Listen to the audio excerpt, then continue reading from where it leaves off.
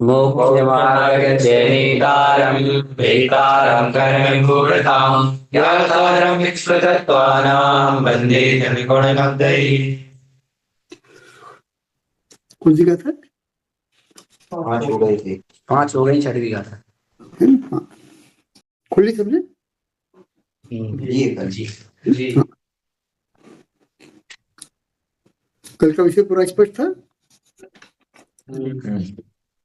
जी जी वैभव शब्द का अर्थ समझ में आ गया था, जी। है ना? वैभव स्पष्ट है ना? हाँ, कि वैभव किसे कहते हैं? और चुक्केज छलम न घेतम हम, हाँ, कि चूक जाऊं तो छल ग्रहण मत करना। ये आ गया था समझ में? हाँ जी। है ना? हाँ, कुंकुमाचार्य जी छद्मस्त थे, क्या थे? हमें क्या स्वीकार करना चाहिए? हाँ हाँ, अतिशयोक्ति अलंकार के कारण यदि कहीं बहुमान किया गया है तो उसको पंचम काल और उस पर हुंडा और सर्पणी काल का दूषण है ना, उसको मस्तिष्क में रख करके उस अतिशयोक्ति अलंकार से जो कुछ भी कहा गया है उसका अर्थ ग्रहण करना चाहिए। आए ध्यान में कि नहीं? जी जी। सरल है ना? इसको हमेशा ध्यान रखना और सर्वत्र ध्यान रखना। क्या कि पंचम काल है, दो प्रकार के संयमी बताए थे ना, उपेक्षा संयमी और अपरत संयमी, है ना? हाँ, तो उपेक्षा संयमी तो वर्तमान में होते नहीं है, तो कुंकुंदाचार्य जी क्या थे? तो अपरत संयमी। आए ध्यान में कि नहीं? हाँ, सरल जी। अच्छे से, हाँ है ना? हाँ, तो इसको मस्तिष्क में रखिएगा। क्या कि अपरत संयमी जो होते हैं, हाँ, वो हीन सहनानी होते, कैसे होते हैं? हीन है सहनानी। ना? हाँ, और हाँ, और वर्तमान में जितना क्षयोपम बतलाया गया है उससे अधिक की परिकल्पना नहीं करना। यदि कहीं की गई है तो उसको अतिशयोक्ति समझ। हाँ हाँ, यथार्थ का बोध रखते हुए उससे अर्थ ग्रहण करना। जी हो स्पष्ट? हाँ, ठीक है ना? हाँ। तो चुक्के जिस छलम न घेतम का अर्थ क्या हुआ? कि छद्मस्त है और चूक सकते हैं, है कि नहीं? कौन स्वीकार करता है ऐसा? तो धवलाकार जी स्वीकार करते हैं कि जो पूर्वाचार्य हैं वो चूक सकते, नहीं चूक सकते ऐसा नहीं है, है नहीं तो छद्मस्त की परिभाषा बदलनी पड़ जाएगी। क्या हो जाएगा? हाँ, पंचम काल में जो छद्मस्ता है उस छद्मस्ता की परिभाषा बदलनी पड़ जाएगी। ध्यान में कि नहीं? तो चुक्के जो छलम न खे तो हम समझ आ गया ना? हाँ? जी जी। जैसे उदाहरण के लिए दूसरी गाथा है ना, हुआ स्थित शब्द का अर्थ समझाया नहीं और शब्द का प्रयोग कर लिया। है ध्यान में कि नहीं? है ना? और आगे भी नहीं कहीं समझाया है कि स्थिति शब्द का अर्थ ये होता है। हुआ तो उससे क्या होगा? भ्रम उत्पन्न होगा। है ध्यान में कि नहीं? हाँ, सरल। और उस भ्रम से बाहर निकलना है तो क्या करना होगा? तो जो 11 स्थान अपन ने लिए, क्या कितने? जो 11 स्थान हम लोगों ने हाँ कल चर्चा की थी। 4 निक्षेप, 7 में 7 भंग, निर्देश स्वामित्व, सत्संख्या, 14 मार्गना, 14 गुण स्थान, 14 जीव समास, 20 प्ररूपना, 10 करण और 5 भाव, इनमें पारंगत होना होगा। ठीक है? सरल जी। है ना? हाँ। मूलाचार्य जी में अहिंसा धर्म की जो परिभाषा दी है उस अहिंसा धर्म की परिभाषा में पहले ही कहा है कि काय इंद्रिय गुणस्थान मार्गना कुल आयु और योनियों में। कहा?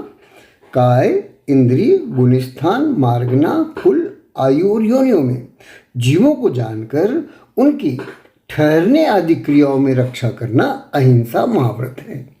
वह यह जो अहिंसा महाव्रत में काय इंद्रिय आदि का ज्ञान करने के लिए कहा गया है वे इन्हीं 11 स्थानों में गर्भित है। और इसका भी अर्थ क्या हुआ? हा? कि जिसको इतना ज्ञान होगा वही अहिंसा धर्म का परिपालन कर सकता है, नहीं तो नहीं कर सकता। है ध्यान में कि नहीं? हाँ, वो स्पष्ट की नहीं? हाँ जी जी। तो उसे हमेशा मस्तिष्क में रखना कि हम भी कुछ कह सकते हैं तो उसमें हम भी चुक सकते हैं। क्या है ध्यान में कि नहीं? हाँ, हम नहीं चुक सकते ऐसा नहीं, सर हम्म, है ना? हाँ? लेकिन अगर कहीं चूकते हैं और कोई बतलाता है कि हाँ आप चूके हो, तो तुरंत उसको हमें परीक्षक बुद्धि पूर्वक ग्रहण कर लेना चाहिए, वह जहां भी हम चूके वह ठीक है। जी हाँ? तो चुपके जम छलम घेत न घेतो ओमकार समझ में आ गया था ना? हाँ? जी कि कुंकुंदाचार्य जी जो है इन 11 स्थानों में कहीं भी चूक सकते हैं, नहीं चूक सकते ऐसा नहीं। हाँ? वो भी चूक सकते हैं, उनको भी इसका एहसास था, है ध्यान में कि नहीं? हाँ?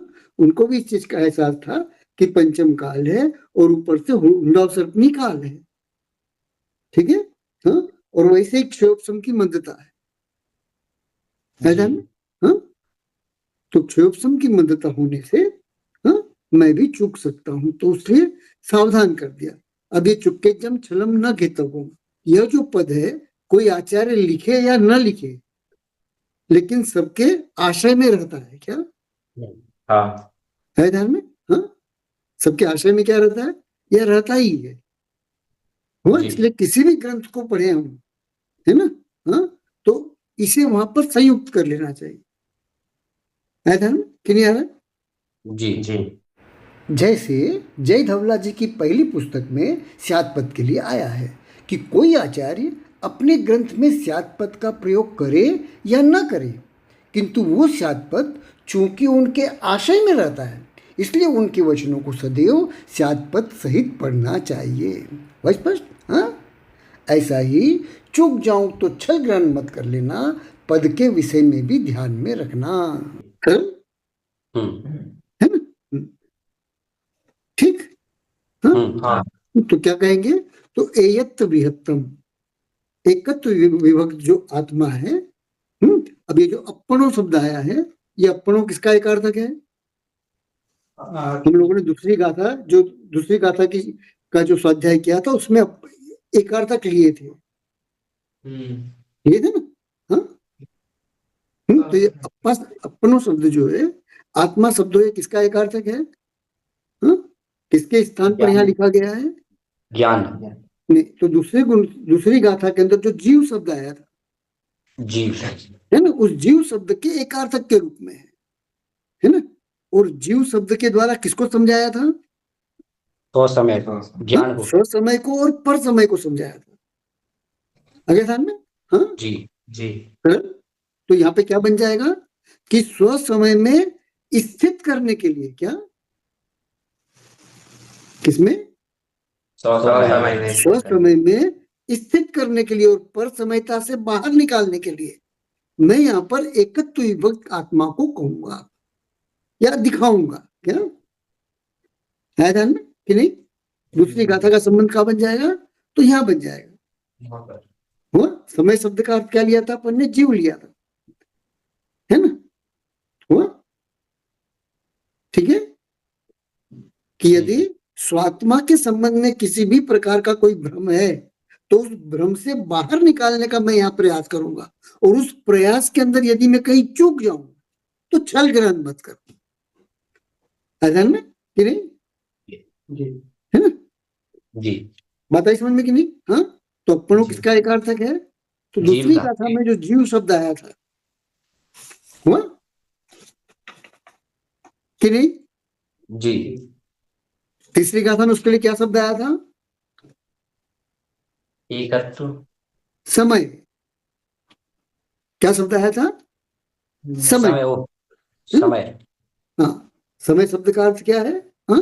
तो जीव है, जीव। आत्मा है, जीव परिणाम है, वह स्पष्ट कि नहीं? सर, तो समय शब्द के द्वारा आत्मा को कहा जा रहा है, समय शब्द के द्वारा जीव को कहा जा रहा है, जीव के परिणामों को कहा जा रहा है ना? जीव की शुद्ध और अशुद्ध अवस्थाओं को कहा जा रहा है, आए ध्यान में? हाँ? और उसी के अंतर्गत अपनो शब्द जो है, आत्मन, आत्मा को, तो आत्मा शब्द भी जो है उस जीव शब्द का एक अर्थ है ध्यान में? हाँ? तो भिन्न भिन्न स्थान पर वे भिन्न भिन्न शब्द का प्रयोग करेंगे, आया समझ में ना? हाँ? तो कुंदाचार्य जी समयसार जी की इन गाथाओं में एक ही अर्थ के लिए क्या कि कुंद कुंदाचार्य जी समयसार जी की इन गाथाओं में एक ही अर्थ के लिए भिन्न भिन्न शब्दों का प्रयोग करेंगे।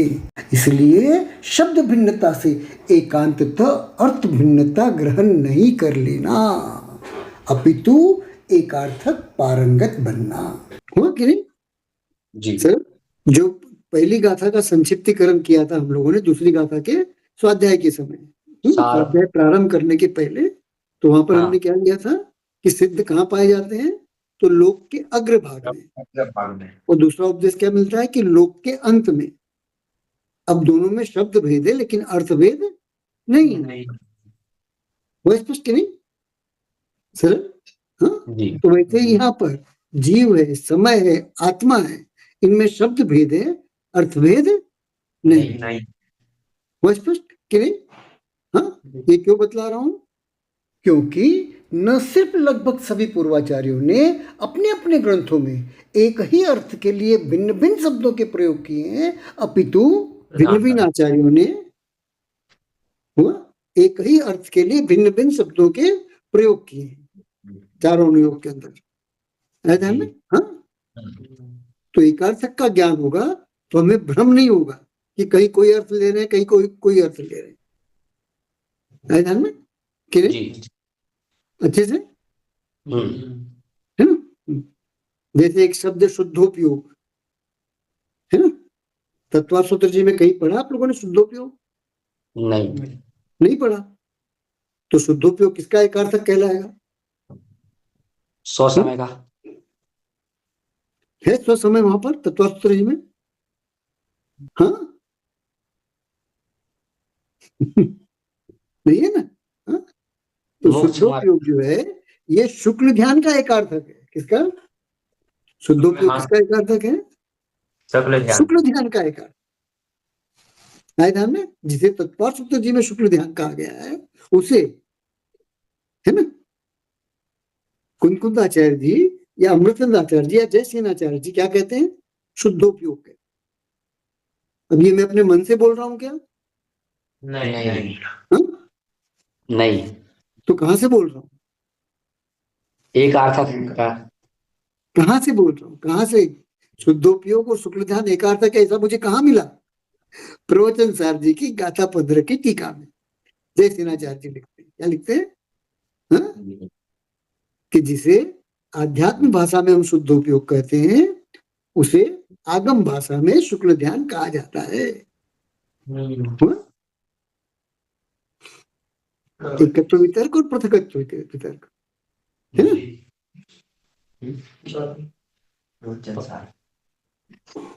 वो स्पष्ट सरल जी। अब ये इतना स्पष्ट उन्होंने लिख दिया जयसेनाचार्य जी ने। अब शुद्धोपयोग का सब जगह क्या अर्थ लेना चाहिए?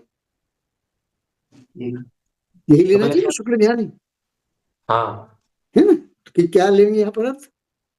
हाँ, तो मूल अर्थ क्या बनेगा उसका? निश्चय से अर्थ क्या बनेगा? हाँ, कि शुक्ल ध्यान। एक अर्थक क्या बताओगे उसका? शुक्ल ध्यान। हाँ, शुक्ल ध्यान है ध्यान में। हाँ, तो शुद्धोपयोग की जो परिभाषा करोगे उस परिभाषा का मेल जिस शब्द की परिभाषा से होगा वो उसका एकार्थक कहलाएगा। क्या? शुद्धोपयोग को परिभाषित करने के लिए जिन शब्दावली का प्रयोग किया होगा वो शब्दावली उसके जिस एकार्थक के लिए प्रयोग की गई होगी वो उसका एकार्थक कहलाएगा। है ध्यान में कि नहीं? हाँ? तो शुद्धोपयोग किसका एकार्थक ठहरता है? हाँ? तो शुक्ल ध्यान का एकार्थक हुआ। और अगर शुद्धोपयोग को शुक्ल ध्यान के पहले रखा गया है, कहीं आचार्य भगवान ने अगर उपयोग कर लिया है, हाँ? तो उसका अर्थ लेना उपचार से। क्या अर्थ लेना? उपचार से। हाँ, उसका अर्थ क्या लेंगे कि शुद्धोपयोग मतलब शुक्ल ध्यान के पूर्व का जो धर्म ध्यान है उसको भी विवक्षाधीन होकर के शुद्धोपयोग कहा जाता है। ध्यान में कि नहीं?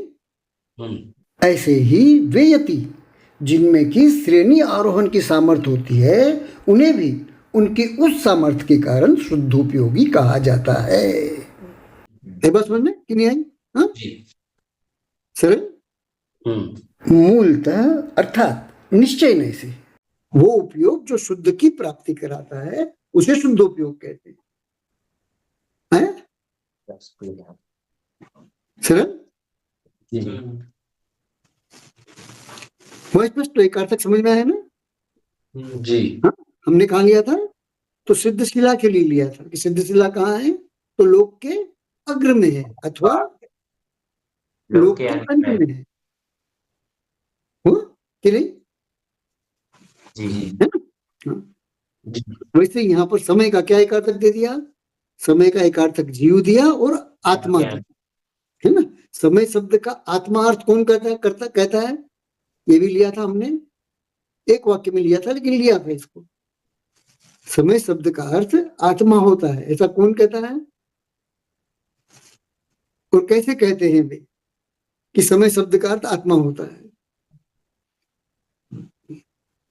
दूसरी गाथा की टीका में अमृतचंदाचार्य ने व्याकरण के आश्रय से समय शब्द की व्युत्पत्ति के द्वारा समय शब्द का अर्थ आत्मा किया था। क्या कहा है उन्होंने क्या कहा है उन्होंने तो उन्होंने कहा है कि जो एक ही समय में परिणमन भी करता है वह जानता भी है उसे समय कहते हैं।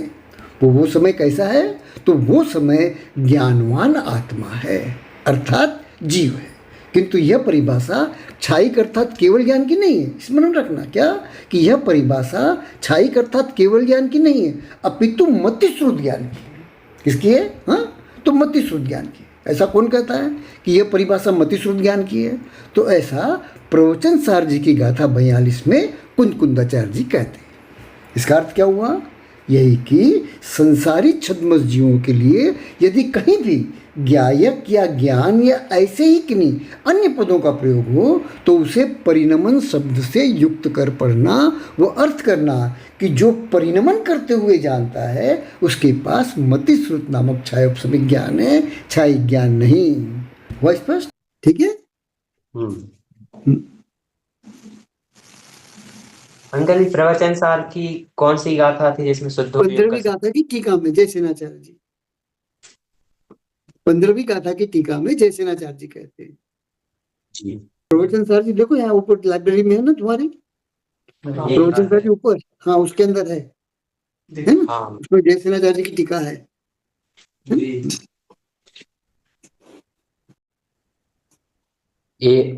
एव निर्मोह शुद्धात्म संवित लक्षण शुद्धोपयोग संज्ञा नाम भाषया प्रत्यक्ष वितर्क विचार प्रत्यक्ष शुक्ल ध्यानी। हुआ ना स्पष्ट हाँ तो अब यहाँ यह बतलाओ कि जो क्षपक श्रेणी के आरोहण के योग्य शुक्ल ध्यान है उसे जयसेनाचार्य जी ने शुद्धोपयोग का एकार्थक क्यों कहा क्यों कहा तो इसका उत्तर भी अत्यंत सरल है और वो यह कि कुंदकुंदाचार्य जी प्रवचन सार जी की गाथा 11 में स्वयं कहते हैं क्या स्वयं कहते हैं कि शुद्धोपयोग का एकमात्र फल निर्वाण है। क्या है तो एकमात्र फल निर्वाण है। अब बतलाओ कि क्षपक श्रेणी आरोहण के योग्य जो शुक्ल ध्यान है उसका फल क्या है निर्वाण ही ना। तो अब बतलाओ कि फल की अपेक्षा से शुद्धोपयोग व शुक्ल ध्यान स्वयं कुंदकुंदाचार्य जी की अपेक्षा से एकार्थक हो गए कि नहीं हो गए ना। इसलिए अब इसके अलावा कहीं भी अगर आचार्य भगवंत उपयोग करते हैं शुद्धोपयोग शब्द का तो उसका अर्थ क्या लेना हाँ उपचार से लेना। क्या लेना उपचार ध्यान में हाँ सर यथार्थ नहीं हुआ ना जी। तो ये पांचवी गाथा हुई स्पष्ट। वैभव शब्द तो दोहराने की जरूरत नहीं ना नहीं हाँ तो अब छठी गाथा है ना वैभव शब्द का अर्थ अब नहीं बता रहा हूँ उस दिन बतला दिया है ना कल ठीक अच्छे से बतला दिया था ठीक है हाँ और इसको भूलना नहीं वैभव 3 के पास होते हैं जी हाँ अरिहंतों और तीर्थंकरों के पास श्रावकों के पास और मुनिराजों के पास है ना ठीक है जी जी। हाँ और तीनों के पास कौन कौन से वैभव होते हैं पता है ना हाँ तीर्थंकरों और अरिहंतों के पास जो वैभव होता है वो मोहनी रहित होता है चरित्र मोहनी रहित वैभव होता है। श्रावकों के पास चरित्र मोहनी पूर्वक वैभव होता है है ना। और मुनिराजों के पास ज्ञान वैभव होता है, पूर्वाचार्य से कर लेते हुआ कि नहीं, रत्नत्रय पूर्वक ज्ञान वैभव होता है, हुआ कि नहीं। उसके अलावा और कोई वैभव नहीं होता। सरल। जी। यहां भी ध्यान रखना कि कोश में ढूंढोगे तो वैभव शब्द का अर्थ ज्ञान नहीं मिलेगा, क्योंकि वैभव शब्द का अर्थ ज्ञान होता ही नहीं है। फिर यह ज्ञान को वैभव क्यों कहा गया है? तो सरल सा कारण है, और वो यह कि जैसे वैभव आने पर वैभववान के पास परोपकार की सामर्थ्य आ जाती है, वैसे ही ज्ञान के आने पर ज्ञानवान के पास परोपकार की सामर्थ्य आ जाती है। वह स्पष्ट कि वैभव शब्द को किस विवक्षा से ज्ञान का एकार्थक कहा जा सकता है। ठीक, चलो अब छठी गाथा मन ही मन में पढ़ो एक बार, ठीक है, पढ़ लिया।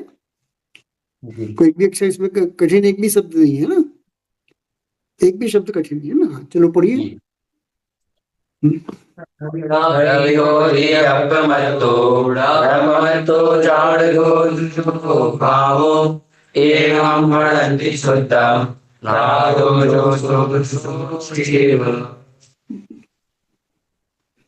क्या कह रहे हैं? नवी होती अपमत्तो, किसके बारे में कह रहे हैं? आत्मा के बारे में। किसके बारे में कह रहे हैं? आत्मा। आत्मा के बारे में, कि जो आत्मा है वो अप्रमत्त भी नहीं है। और क्या कह रहे हैं? न प्रमत्तो, क्या प्रमत्त भी नहीं है। हुआ सरल,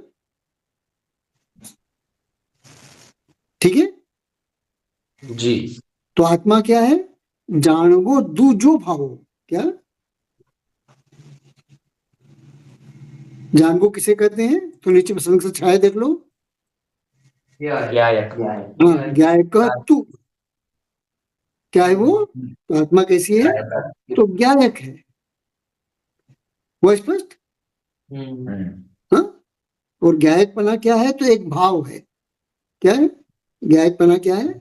जीव का भाव है ना। ये किस गुण का परिणमन है? चेतना गुण का। एक चेतना गुण जो है वो दो प्रकार से परिणमती है। कितने प्रकार से परिणमती है? हाँ, दो प्रकार से, है ना। पहला ज्ञान, दूसरा दर्शन। वो स्पष्ट। हाँ जी। ठीक है, एक चेतना गुण है ना। जीव के 8 गुण में कहीं ज्ञान आया है? चेतना नहीं आया। क्या है? चेतना है ना। हाँ, तो उस एक चेतना गुण के कितने परिणमन है? तो 2 परिणमन है, ज्ञान दर्शन। ज्ञान और दर्शन। हुआ स्पष्ट कि नहीं? जी। ठीक है जी। हाँ, तो यहाँ पर ज्ञान नहीं करके क्या कहा है? ज्ञायक कहा है। क्या कहा है? ज्ञायक। जो ज्ञान के द्वारा जानता है वो ज्ञायक है ना। तो ज्ञान के द्वारा कौन जानता है? जीव जानता है। जीव जानता है कि ज्ञान ही जानता है? ज्ञान ही जानता है। ज्ञान द्वारा ज्ञान ही जानता है। ऐसा नहीं कि नहीं? हाँ, जी। हुआ? जी। ज्ञान के द्वारा कौन जानेगा? ज्ञान जीव कैसे जानेगा? जी। अच्छा एक बात बताओ कि आत्मा जो है वो पुद्गल की तरह अचेतन है क्या? नहीं। तो क्या है वो? चेतना तो बड़ा शेष है। चेतन है ना। वो कि नहीं? तो आत्मा में अचेतनता है ही नहीं क्या?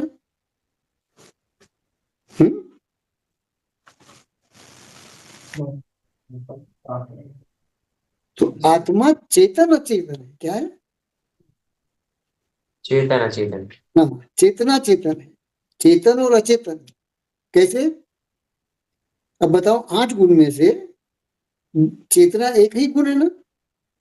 हाँ। हाँ, और बाकी गुण चेतना के भेद है, ऐसा कहा गया है क्या?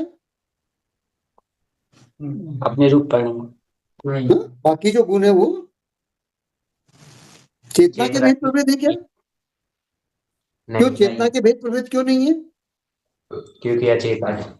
नहीं, क्योंकि शेष 5 द्रव्यों में भी पाए जाते हैं। अस्तित्व, वस्तुत्व, प्रमेयत्व, प्रदेशत्व, अगोर लघुत्व और द्रव्यत्व। ये 6 कहाँ पाए जाते हैं? 5 द्रव्यों में। अन्य में भी पाए जाते हैं। आए ध्यान में कि नहीं आ रहा? हाँ, तो ये 6 द्रव्य कैसे हुए? चेतन हुए कि अचेतन हुए? अचेतन। अचेतन हुए। तो आत्मा कैसा है? कथनचित चेतन भी है। चेतन है और कथनचित अचेतन है। अचेतन। है ध्यान में कि नहीं? जी। हाँ, अनंत गुणों में से चेतन नाम का एक गुण है। क्या? अनंत गुणों में से चेतन नाम का एक गुण है। आया ध्यान में कि नहीं आया? सरल। और इस एक गुण के ही कारण जो जीव है अन्य 5 द्रव्यों से पृथक पहचाना जाता है। आया ध्यान में कि नहीं? सरल। हाँ, इस एक लक्षण के कारण, एक गुण के कारण जो शेष 5 द्रव्य है उनसे जो जीव है वो पृथक जाना जाता है। स्पष्ट कि नहीं? सरल। हाँ? है ना? और दूसरा, मति श्रुत ज्ञान के द्वारा उस गुण के द्वारा ही हम जान सकते हैं कि जीव पृथक है शेष 5 से। आया ध्यान में? और किसी गुण के द्वारा नहीं। शेष गुण अनुमान के हैं। क्या है? शेष गुण किसके हैं? हाँ? अनुमान। अनुमान के। इसी में आगे आएगा, अमरचंदाचार्य जी कहेंगे कि अस्तित्व वस्तुत्व के द्वारा जीव को पहचाना ही नहीं जाता है, पृथक पहचाना नहीं जाता है।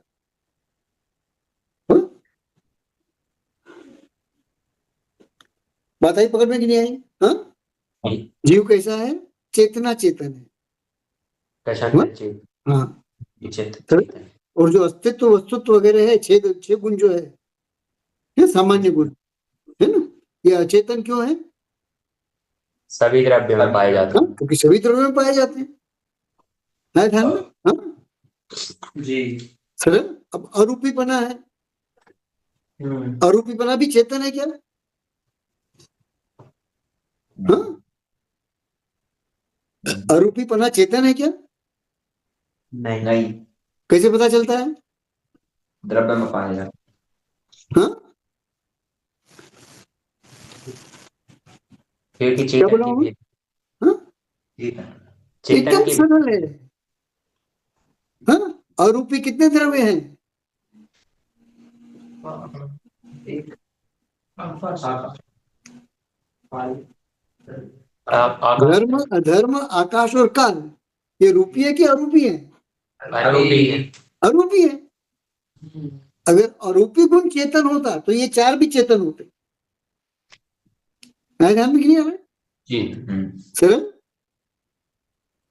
तो 8 में से जो 7 गुण है वो कैसे हैं? अचेतन। कैसे हैं? हाँ, अचेतन। अचेतन। और सिर्फ एक गुण चेतन। अब यहाँ प्रश्न उत्पन्न होगा कि ऐसा किसने कहा है? हाँ, क्या प्रश्न उत्पन्न होगा कि ऐसा किसने कहा है? तो ऐसा महान न्यायाचार्य भट्टाकलंग देव ने अपने ग्रंथ स्वरूप संबोधन जी के 3रे श्लोक में कहा है। किसने कहा है? हाँ, तो महान न्यायाचार्य भट्टाकलंग देव ने। और कहाँ कहा है? हाँ, तो अपने ग्रंथ स्वरूप संबोधन जी के 3रे श्लोक में ऐसा कहा है। स्पष्ट कि नहीं? हाँ जी। तो हम चेतना गुण का वेदन करते हैं और शेष जो गुण है उनको युक्तियों से समझते हैं। क्या करते हैं हम? हाँ, युक्तियों से समझते हैं। हाँ, शेष गुणों को हम युक्तियों से समझते हैं, अनुभव नहीं करते उनका। स्पष्ट कि नहीं? हाँ? हाँ, जैसे पुद्गल है ना? पुद्गल को हम कैसे समझते हैं?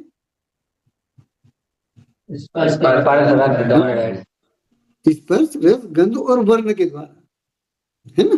हाँ, लेकिन सिर्फ इतना ही नहीं समझते हैं, उसका अस्तित्व भी देखने में आता है कि नहीं जाता है? आता है। हाँ? आता है ना? जी भाई मस्त हाँ? कि नहीं? उसका प्रदेशत्व देखने में आता है कि नहीं आता है? आता है। आता है। है? हाँ? वैसे ही उसका वस्तुत्व भी, उसका अगुण लघुत्व भी है, उसका द्रव्यत्व भी, ये सब अनुभव में आता है, लेकिन ऐसा आत्मा का नहीं है। क्यों नहीं आत्मा का? वेदांत रूप आता है। क्योंकि आत्मा को चेतन गुण के द्वारा जो मेरे पास है, मति श्रुत ज्ञान है ना, उस मति श्रुत ज्ञान के द्वारा जैसे पुद्गल को मैं प्रत्यक्ष करता हूं, वैसे प्रत्यक्ष करना अशक्यानुष्ठान है। और इसका भी अर्थ क्या हुआ? हाँ, तो इतना ही कि मतिश्रुत ज्ञानियों के लिए इन्हें केवल ज्ञानियों की तरफ प्रत्यक्ष करना तो अशक्यानुष्ठान ही है, किंतु साव्यावहारिक अर्थात इंद्रिय अनिंद्रिय प्रत्यक्ष करना भी अशक्यानुष्ठान है। जी है ना कि नहीं? जी है? मैं फिर पहले बताया था पारिणामिक भाव है। ज्ञान क्या है? पारिणामिक भाव है। ज्ञान क्या है? हाँ? तो पारिणामिक भाव। और ज्ञान कैसा है? परिणमनशील है कि कुटस्थ है? परिणमनशील है। तो ज्ञान जब भी अनुभव में आएगा तो परिणमता हुआ अनुभव में आएगा कि परिणमन रहित अनुभव में आएगा? परिणमता हुआ अनुभव में आएगा, है ना? और वर्तमान में वो किस रूप अनुभव में आ रहा है, किस रूप परिणमन रहा है? तो मति और शुद्ध ज्ञान रूप परिणमन रहा है। तो ज्ञान का वो जो मति शुद्ध ज्ञान रूप परिणमन है, वही मेरी वेदन में आए ध्यान में। और वो विभाव ज्ञान क्या है? वो विभाव ज्ञान। हाँ, पारिणामिक नामक ज्ञान का मति शुद्ध ज्ञान रूप परिणमित होना, यह विभाव ज्ञान है। बहुत स्पष्ट। तो वेदन में मेरे कौन सा ज्ञान आ रहा है? विभाव ज्ञान आ रहा है कि स्वभाव ज्ञान आ रहा है? विभाव ज्ञान। अगर ध्यान में कि नहीं सर? जी इसलिए मैं अपने ज्ञान के वेदन को शुद्धोपयोग नहीं कह सकता, ध्यान में शुद्धात्मा की अनुभूति नहीं कह सकता। हुआ? क्योंकि बाकी जो साथ है वो तो ऐसे भी मेरे प्रत्यक्ष नहीं है कि नहीं सर? मैं युक्तियों से समझता हूं उसको। किसको? जैसे पुद्गल को प्रत्यक्ष समझता हूं, वैसे मैं आत्मा के अस्तित्व वस्तुतादि गुणों को नहीं समझता हूं। है ध्यान में कि नहीं? हाँ जी मैं उसको युक्तियों से समझता हूं। आगे ध्यान में? हाँ, जैसे धर्म अधर्म आकाश और काल को मैं युक्तियों से समझता हूँ। कैसे समझता हूँ? अपने प्रत्यक्ष करके नहीं समझता है कि नहीं? जी है ना सर? जी तो जानगो समझ में आया? हाँ, जानगो का अर्थ है ज्ञायक। क्या है? ज्ञायक। हाँ? तो ज्ञान से ज्ञायक बना, तो ज्ञान ही ज्ञायक है। क्या क्या? हाँ, ज्ञान ही ज्ञायक है। ज्ञान ही ज्ञायक है। आगे ध्यान में कि नहीं सर? अब यहां पर क्या किया? एक ज्ञान को दो भागों में बांट दिया। कितने भाग में? दो भागों में। हाँ? जैसे हमने कुल्हाड़ी के लिए लिया था कि कुल्हाड़ी अपनी तीक्ष्णता से लकड़ी काटती है। क्या हुआ? तो इसमें तीक्ष्णता करण हो गई कि नहीं हो गई? हाँ? और कुल्हाड़ी कर्ता हो गई। द्रव्य हो गई, कर्ता हो गई, है ना? क्या हो गई? द्रव्य हो गई, कर्ता हो गई है। अब तीक्ष्णता कुल्हाड़ी से अलग कहीं है क्या? नहीं। तो कुल्हाड़ी ने अपने अनेक गुणों में से किस गुण के द्वारा लकड़ी काटी? तीक्ष्णता से। तो तीक्ष्णता से काटी। वैसे ही आत्मा ने अपने अनंत गुणों में से किस गुण के द्वारा ज्ञान किया? चेतना ज्ञान गुण के कारण, चेतना गुण के है। किसके द्वारा? तो ज्ञान गुण के द्वारा, चेतना गुण के द्वारा। ध्यान में? हाँ, तो ज्ञान ही ज्ञायक है और ज्ञान ही ज्ञान है कि नहीं? हाँ जी। अब 5 इंद्रियों में इसको लगाना ज्ञायक भाव को। क्यों लगा लेना? क्योंकि मेरा जो मतिशुद्ध ज्ञान है वो व्यावहारिक प्रत्यक्ष होने से इंद्रिय अनिंद्रिय निमित्तक है। हुआ स्पष्ट? हाँ, आंखों से देखना ज्ञान जानता है। हाँ, कौन जानता है? ज्ञान हाँ, ज्ञान आंखों हुआ। से जानकर, हाँ, आंखों से क्या करता हूं मैं? जानता हूँ। जानता हूं, और जानकर क्या जानता हो जाता हूं? उसका ज्ञायक हो जाता हूं। ज्ञायक हो जिसको जाता मैंने जाना उसका ज्ञायक हो जाता हूं, है कि जी। नहीं? सरल? हाँ, जी। आंखों से मैंने क्या किया? देखा, और देखकर क्या किया? जाना, जाना और जानकर क्या हो गया? मैं उसका ज्ञायक हो गया। ज्ञायक। हुआ? ऐसे ही कान है, तो कानों से मैंने सुना, सुन करके उन शब्दों के अर्थ ग्रहण किए, और उन अर्थों के द्वारा मैंने जाना, और जान करके मैं उसका ज्ञायक हो गया। जो सुना उसका ज्ञायक हो गया, जिसके बारे में सुना उसका ज्ञायक हो गया। आया ध्यान में कि नहीं? जी। सर, जीवा के द्वारा चखा मैंने चखा, चखा। है ना? लड्डू को कहाँ रखना पड़ा मुझे? आंखों की तरह दूर से मैं कर सकता हूँ क्या? नहीं नहीं। हाँ, लड्डू का खाली रूप आकार में जान सकता हूँ। हुआ कि नहीं? हाँ, ठीक है। जी हाँ। हाँ, छू करके उसके स्निग्ध गुण को मैं जान सकता हूँ। हाँ हाँ, उसके हल्के भारीपन को मैं जान सकता हूँ छू कर, जी। लेकिन उसके स्वाद को जानना है तो जिह्वा पे रखना पड़ेगा। जिह्वा पे हाँ, रखना तो मुझे कहाँ रखना पड़ेगा? जीवा पे। जीवा पे रखकर क्या किया मैंने? जाना ज्ञान। हाँ, उसके स्वाद का मिलन। नहीं, उस रूप परिणमा। किस रूप? मीठे रूप परिणमा। किस रूप परिणमा? मीठे रूप। हुआ? मीठे रूप परिणमा। और परिणम करके ये मीठा है ऐसा जाना, और जान करके उस मीठेपन का मैं ज्ञाता हुआ, ज्ञायक हुआ। तो आया समझ में कि कुंदाचार्य जी प्रवचन सार जी की गाथा 42 में, वो अमृत चंद्राचार्य जी समय सार जी की गाथा 2 की टीका में यह क्यों कह रहे हैं? हाँ, यह क्यों कह रहे हैं कि हम संसारियों का ज्ञान जब भी कुछ जानेगा, क्या हम संसारियों का ज्ञान जब भी कुछ जानेगा तो ज्ञेय पदार्थ रूप परिणमते हुए जानेगा, बगैर परिणमते हुए नहीं। क्यों? क्योंकि ज्ञान के ज्ञेय पदार्थ रूप परिणमन व ज्ञायक पने में अविनाभावी संबंध है। ध्यान में क्लियर आ रहा है? सर जी। ऐसे घ्राण में लगा लेना, ऐसे स्पर्श में लगा लेना, सरल है ना? हाँ तो ज्ञायक समझ में आया ना? जी। हाँ, तो ज्ञान और ज्ञायक एकार्थक है। क्या है? क्यों? क्योंकि जो ज्ञान है वही ज्ञायक है, और जो ज्ञायक है वही ज्ञान है। बस कि नहीं?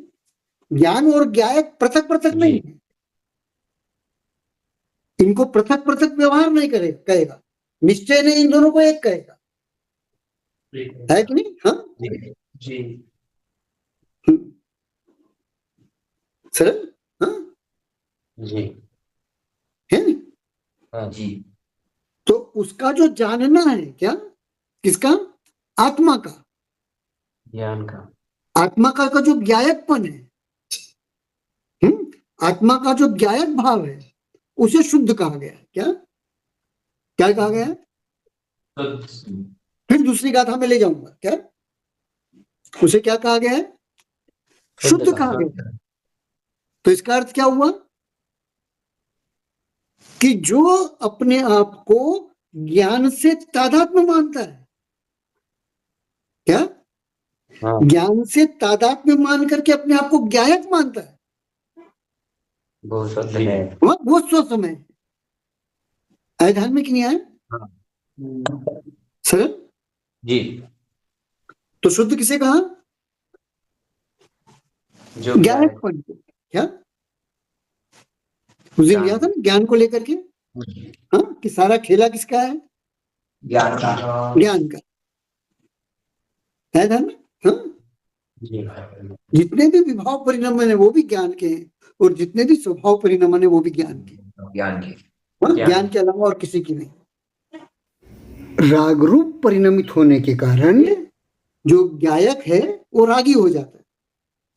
और 10वें गुण स्थान के अंत में राग के हेतुभूत कर्मों का क्षय या उपशम हो जाने से, आगे के गुण स्थान में राग रूप परिणमन का अभाव हो जाने से गायक वीतराग हो जाता है ध्यान में? हाँ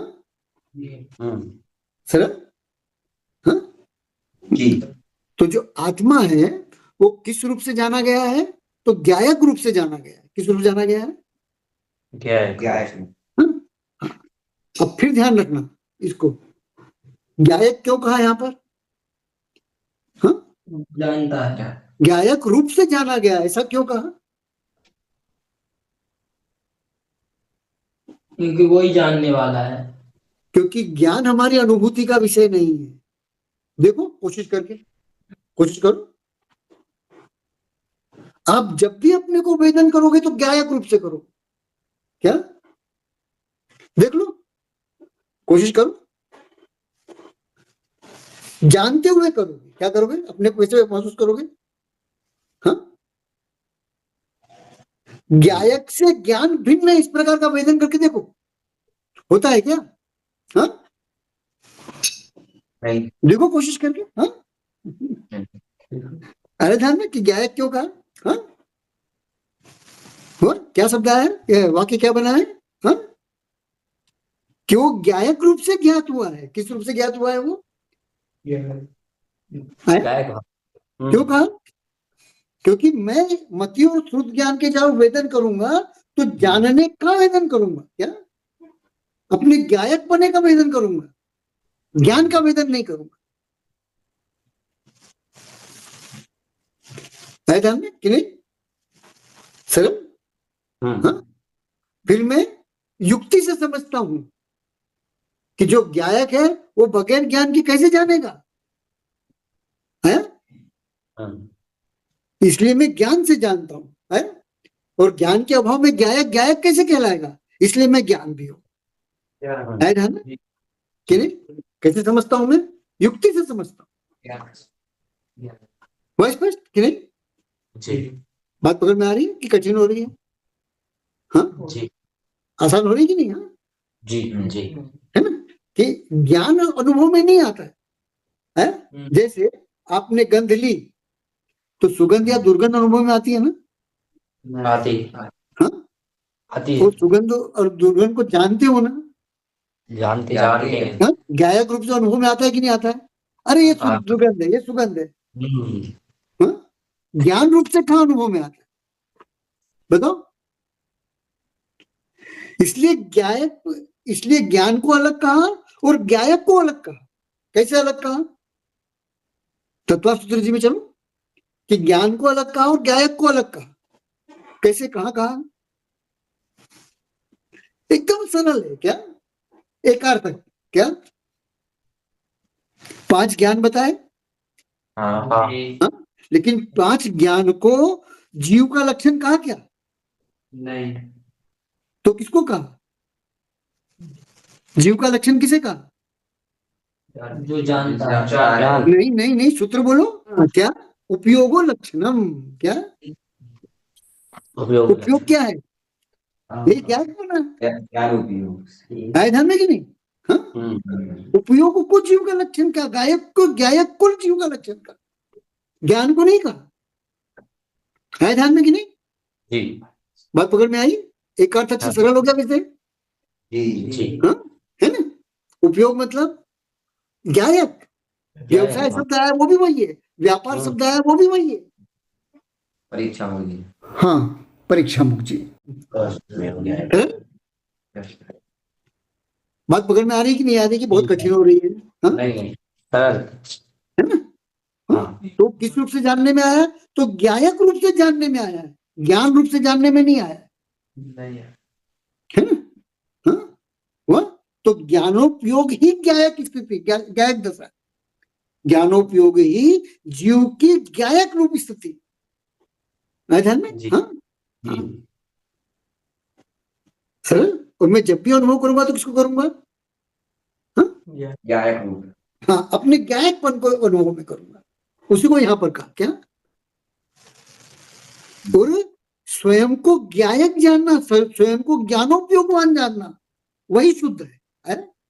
क्यों वो शुद्ध है? हाँ, क्योंकि तुमने पर के जो गुण है वो आत्मा के गुण स्वीकार नहीं किए, और जो आत्मा का गुण है जिसके द्वारा जीव जो है अन्य द्रव्यों से पृथक किया जाता है, और जो अनुभव गम्य है उसको अपना लक्षण माना। आए ध्यान में कि नहीं? हाँ। क्या कह रहे हैं किरण? हाँ, देखो नीचे हिंदी का वाक्य देखो ना, ज्ञायक रूप से ज्ञात हुआ वह तो वही है, अन्य कोई नहीं। क्या? हाँ, किसका अर्थ है? ये बहुत प्यारी पंक्ति है, नादो जो सो दू सोचेव। क्या? जो ज्ञायक रूप से ज्ञात हुआ है वो वही है और कोई नहीं है। हुआ? वो वही है, एव लगा दिया, च एव। स्पष्ट की नहीं? हाँ, सरल। हाँ, वो वही है। तो सो समय कौन है? हुआ? जिसने अपने आप को ज्ञायक रूप से अनुभवा है, ज्ञायक रूप से अपने आप को जाना है, वो शुद्ध है। सरल जी। क्यों शुद्ध है वो? क्योंकि उसने पर को जो अपना स्वरूप पहले मानता था उसका त्याग कर दिया। हुआ? तो अशुद्धि के जाने से क्या हो गया? वो शुद्ध हो गया। लेकिन वो वाला शुद्ध नहीं, शुद्धोपयोग वाला। क्या? जी। ऐसा में कि नहीं? हाँ, जी जी। हुआ? शब्दानाम अनेक अर्थ। शब्दों के अनेक अर्थ होते हैं। हुआ? तो वो जो शुद्ध है वो यह नहीं है, और ये जो शुद्ध है वो नहीं।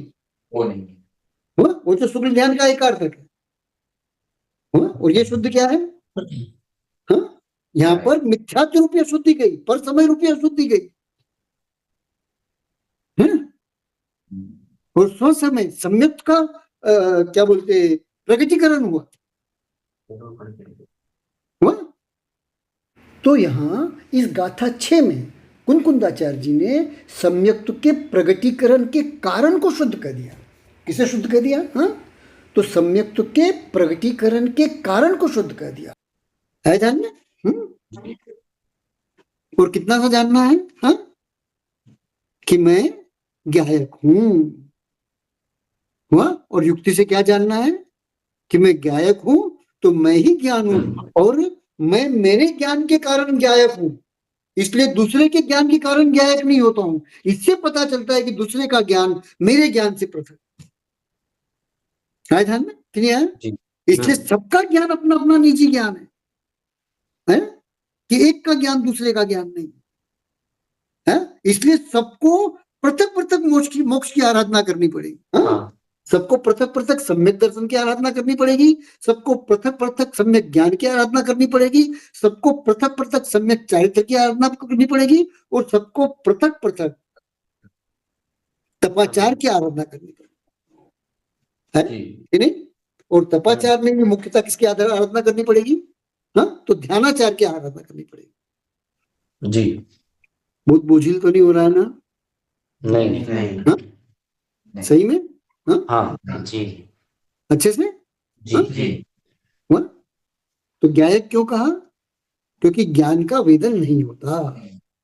वह वेदन किसका होता है? उपयोग का होता है, और ज्ञानोपयोग ही ज्ञायक बना है। क्या? एक अर्थ है। हुआ? कि नहीं? है ना? ठीक। अब फिर पहला, अब इसके अंदर क्या शब्द रह गया? अप्रमत्त और प्रमत्त शब्द रह गए, है ना? क्या?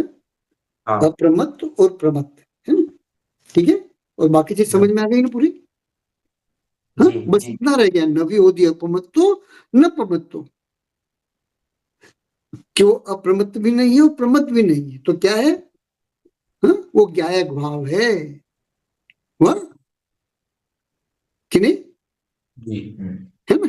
और स्वयं को ज्ञायक रूप भावना ही शुद्ध है, उसको शुद्ध कहा गया है। मतलब जो अपने आप को अप्रमत्त भी नहीं मानता है और प्रमत्त भी नहीं मानता है, अपितु अपने आप को ज्ञायक मानता है, वह उसका ज्ञायक होना, वह उसके ज्ञायक होने को शुद्ध कहा गया। क्या शब्द का हुआ?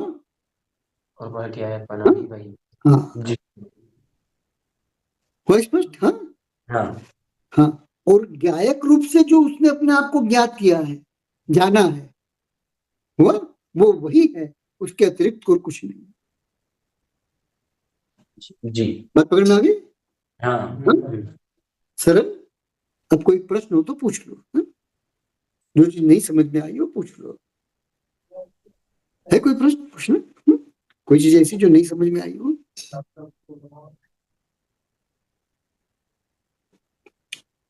गायक तो समझ में आ गया ना, गायक क्यों कहा? जी हाँ, ज्ञान क्यों नहीं कहा? है ना? यदि हाँ? ज्ञान हाँ। हम जब भी अपने आप का आवेदन करते हैं तो किस रूप करते हैं? गायक रूप से। गायक करते हैं। या तो जानते हुए अनुभव करते हैं या जान लिया है इस प्रकार से अनुभव करते हैं। है ना? है कि नहीं?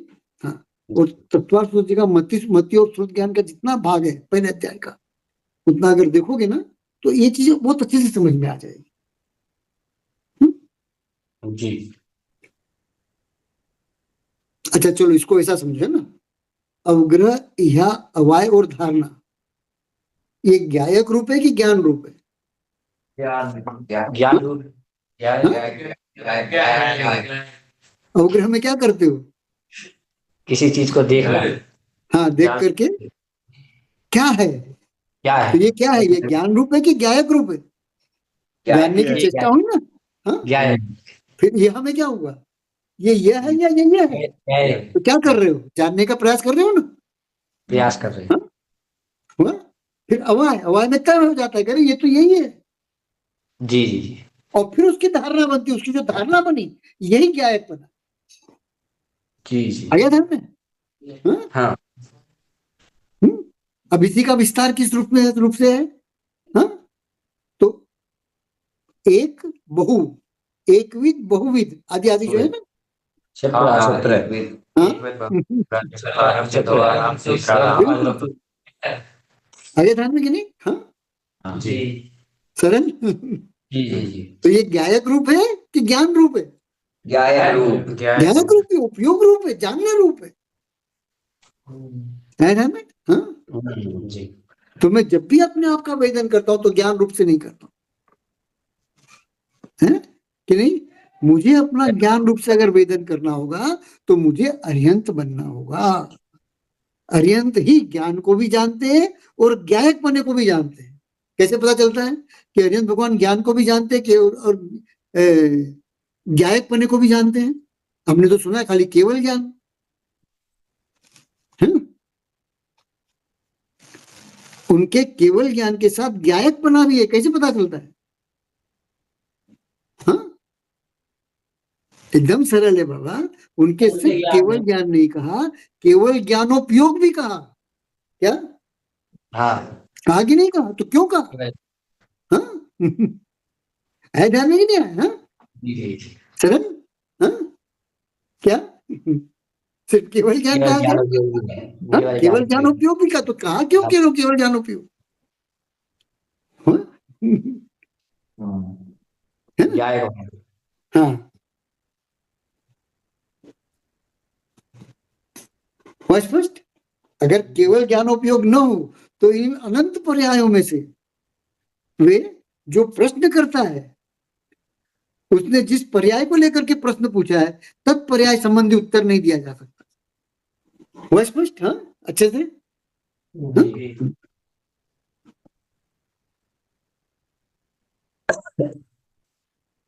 संबंध मिल रहा है ना बरोबर? हाँ, और तत्वार्थ समझ से विषय सरल हो रहा है ना? हाँ हाँ? हाँ। ठीक है, तो विषय पूरा करें। अगर कोई प्रश्न न हो तो? हाँ? गाथा सरल हुई कि नहीं ये बताओ, प्रमत अप्रमत छोड़ करके? हाँ, जी जी हुई ना? अब आगे तुम लोगों का प्रयास है जी कि नहीं? अभ्यास नहीं होने से बोलने में दिक्कत हो सकती है, उत्तर लिखने में दिक्कत हो सकती है, नोट्स बनाने में दिक्कत हो सकती है? लेकिन विषय समझ में आना चाहिए, क्या है? नहीं, बाकी तो अभ्यास का विषय है, क्या है? अभ्यास का विषय। है ना? हाँ। ठीक, जी। तो पूरा करें। हाँ, चलो समाप्त।